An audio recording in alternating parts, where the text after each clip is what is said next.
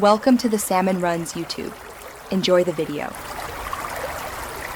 Gather 8 ounces dry elbow macaroni, 2 tablespoons butter, 2 tablespoons all-purpose flour, and 2 cups beef broth to make gravy macaroni.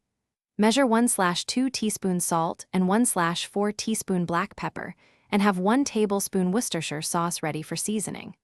Preheat a large pot of salted water for the pasta, and heat a separate heavy skillet over medium heat to start the gravy roux.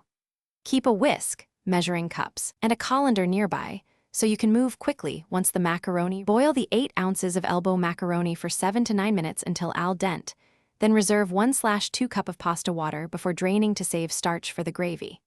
In the heated skillet, melt 2 tablespoons butter and whisk in 2 tablespoons flour, cooking for 1 minute while stirring to make a light roux.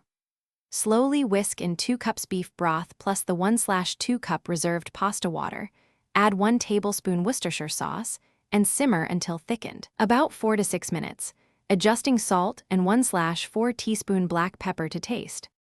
Combine the drained macaroni with the prepared gravy in the skillet, stirring gently to coat every piece, then simmer together for 1 to 2 minutes so the flavors meld.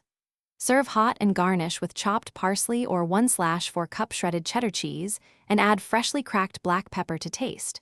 For a richer finish, dot with 1 teaspoon butter. Cool leftovers quickly. Refrigerate in an airtight container for up to 3 days, or freeze portions up to 2 months. Reheat gently and add a splash of water if thickened. Thanks for watching. Consider subscribing if we helped you.